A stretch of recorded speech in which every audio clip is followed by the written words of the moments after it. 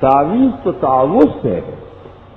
جس طرح اعوذ باللہ من الشیطان الرجیم پڑھنا سنت طریقہ ہے، اس طرح لکھ کر کے دینے بھی کار خیر اور فائدہ ہوتا ہے.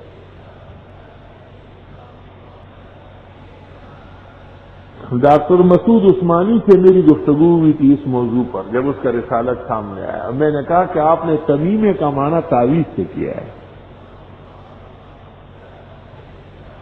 تو میں نے تمیمے کے اصل لغت دکھائی. اور ترمذی میں ہے کہ ان کے ہاں ایک دھاگا دم ہوتا تھا، دھاگا، اور اس پر گرے لگتے تھے، اور ہر گرے کے اندر مختلف بتوں کا نام ہوتا تھا. یہ تمیمہ، تولیہ، تعوذ تحفظ کو کہتے ہیں، بچنے کو، اور تعویذ اسی سے باب تفصیل ہے. جب اس کو ذرا زیادہ محنت سے باریک لکھے اور توجہ سے لکھے تو وہ تعویذ کہتے ہیں. تمام شرک تعویذ گنڈے شرک. جس طرح کوئی کہے انما حرم علیکم المیتۃ والدم ولحم الخنزیر، اور پھر کہے دودھ دہی گائے کا گوشت حرام ہے. وہی دودھ دہی گائے کا گوشت کیسے حرام ہے؟ آیت پڑھو. آیت کیسے کیا تعلق ہے؟ وہ تمائم تمیمہ کی جماعہ تمیمہ کہتے ہیں ما یکون فیہ سحر او یستعاذ فیہ بالجبت والطاغوت. وہ تو شرک ہے، کفر ہے. ایسا سحر اور جادو اور اس کے کلمات جس سے مدد مانگی جاتی ہے، اسلام میں اجازت کہاں ہے؟ جن سے اور پری سے اور بھوت سے اور فلاں سے اور فلاں سے جو جادوگر کرواتے ہیں اور قذاب عامل، اس کو کہتے ہیں تمیمہ. تو تعویذ دو قسم کے ہیں. ایک اللہ کے اسماء و صفات کے ساتھ، کلمات دین کے ساتھ، وہ مشروع ہے. عبداللہ بن عمر بن العاص فرماتے ہیں ہمارے جو چھوٹے بچے پڑھ سکتے تھے ہم معوذتین پڑھ لیتے تھے، جو نہیں پڑھ سکتے تھے نکتبها فی سکۃ ونعلقها فی اعناقهم، کاغذ پہ لکھ کر کے ہم ان کے گلے میں لٹکا دیتے تھے. روایت دو متکلم کی ہے لیکن تعامل کی وجہ سے قوی ہے. اور 1400 سال سے علماء امت کا یہ تجربہ ہے اور یہ عمل ہے کہ وہ خیر کے کلمات لکھتے ہیں.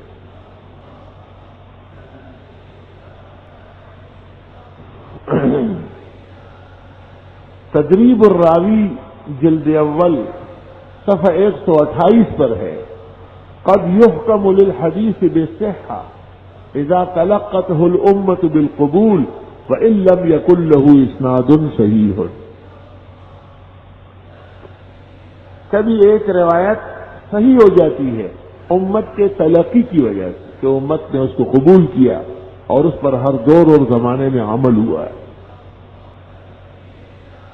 تو ہر دور اور ہر زمانے میں بزرگان دین نے کلمات جس طرح پڑھے ہیں اور پڑھوائے ہیں اس طرح لکھے ہیں اور لکھ کر کے دوسروں کو دیے، اس کا فائدہ ہوا. یہ کہنا کہ پڑھنا جائز ہے اور لکھنا جائز نہیں ہے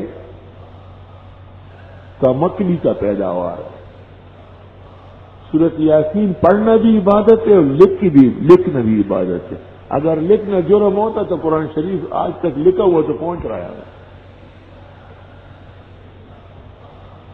ہاں یہ بات ضرور ہے کہ ان کے آداب ہے، جیسے عاملین کہتے ہیں کہ اعراب نہ ڈالے جائے. جو کلمات آپ لکھ رہے ہیں تعویذ میں اعراب نہیں ہوں گے. بہتر ہے کہ نقطے بھی نہ ڈالیں، اثر زیادہ ہوگا. اور ایک ہی وقت میں لکھے اور ایک ہی توجہ سے لکھے، درمیان میں ادھر ادھر نہ دیکھے، اور تصور کر کے لکھے اور ان لوگوں کا نمائندہ بن کر کے جن کا یہ عمل آیا ہے انشاءاللہ فائدہ بہت ہوگا. اور جتنا باریک خط ہو اتنا مناسب ہے.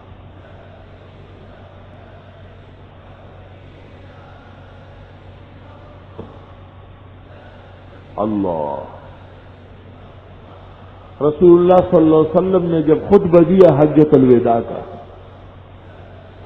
اور یمن کا ایک شخص کھڑا ہو گیا اور اس نے کہا کہ حضرت مجھے اتنا لمبا خطبہ یاد نہیں ہوگا، لکھ کے دے دے۔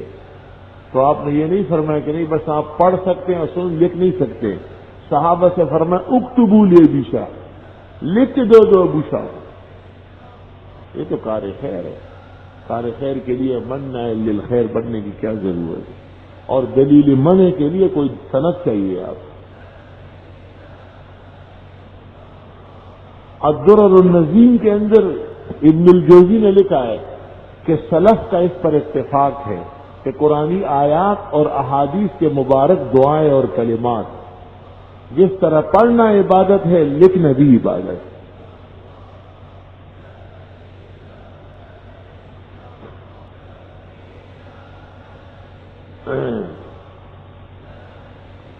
دمیری نے حیات الحیوان میں لکھا ہے کہ حضرت عمر رضی اللہ تعالیٰ عنہ نے ایک شخص سے ملاقات کی اور انہوں نے رسول اللہ صلی اللہ علیہ وسلم کی کچھ دعائیں ذکر کی۔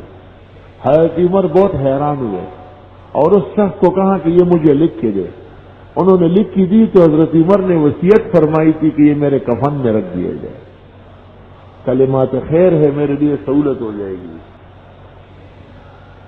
مزید تفصیل علامہ دیربی رحمت اللہ علیہ کی المجربات الکبیر میں دیکھی جائے۔ آج کل ایچ ایم سعید کے ہاتھ سے چھپ گئی ہے۔